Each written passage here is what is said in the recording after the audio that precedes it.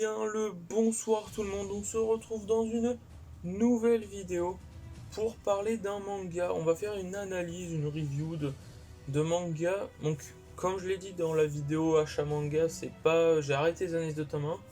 Je vais faire une analyse vraiment complète d'un intégral en fait. On le coupe à un intégral énorme, d'un intégral de 3 tomes, pardon, de Vamos là, qui était très bien. Alors du coup, Vamos là. Ça a commencé à sortir en 2008, si je dis pas de bêtises, et c'est écrit et scénarisé par Osada Yoshimi. C'est pas mal. Je vais vous montrer les dessins, donc voilà, bon, je vais rien spécialement dire sur les dessins. Attendez, j'ai pas une page là, parce que comme vous le savez, je suis pas très critique sur les dessins. Donc voilà, je sais pas si ça se voit bien, mais bon, je suis pas très critique, du coup moi, ça me dérange pas du tout, les dessins, ils me dérangent pas du tout. Donc du coup, Vamos là, c'est l'histoire d'une fille, du coup, elle s'appelle Kamasaki Yu, qui va rencontrer celle-là qui s'appelle Kume. Et en gros, Kamasaki, c'est une fille qui est toute seule, genre vraiment dans son coin, elle est insociable, entre guillemets, elle a pas d'amis, elle est toute seule dans toutes les circonstances et elle est ultra violente. Genre, tu la critiques, tu lui fais un truc qui va pas bien, t'as moyen d'en prendre une, quoi. Donc, du coup, elle est vraiment insociable avec un caractère vraiment très très poussée, quoi. Elle est pas très sympathique non plus. Et en gros, en rentrée de deuxième année, elle va rencontrer Kume, du coup, qui va être la seule à lui adresser la parole, parce que c'est la fille, c'est l'idole du lycée, en fait, genre qui est belle, qui est intentionnée, qui est très intelligente en cours, qui est très sportif, qui est à l'écoute envers tout le monde, enfin voilà, genre vraiment, elle a toutes les qualités possibles, c'est vraiment la personne parfaite, quoi.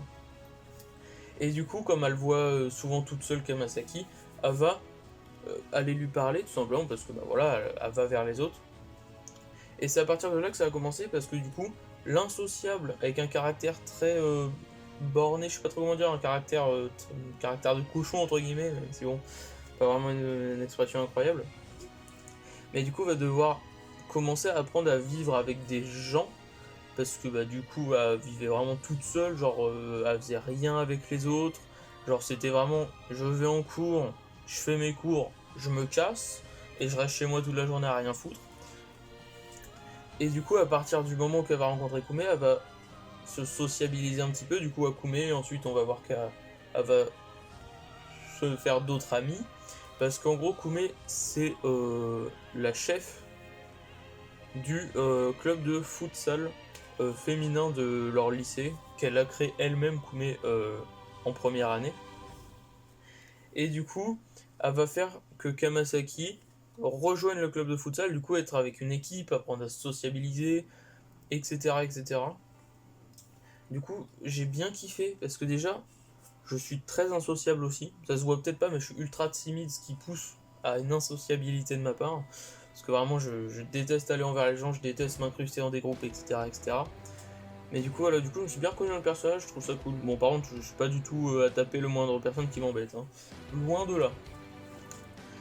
Mais du coup, voilà, elle va apprendre à se sociabiliser, et puis, léger spoil, mais très léger, dans le tome 3, on voit une romance qui commence à se faire, que j'ai vraiment bien kiffé. Et vraiment, cette série, c'est pas la révélation du siècle, mais c'est une très bonne série en 3 tomes, juste tome 3 peut-être un petit peu rushé, genre à certains moments, t'avais le début de la scène, et d'un coup, hop, ça se coupait pour arriver à plus tard, et en fait, il reparlait de la scène, la fin, ce qui s'est passé.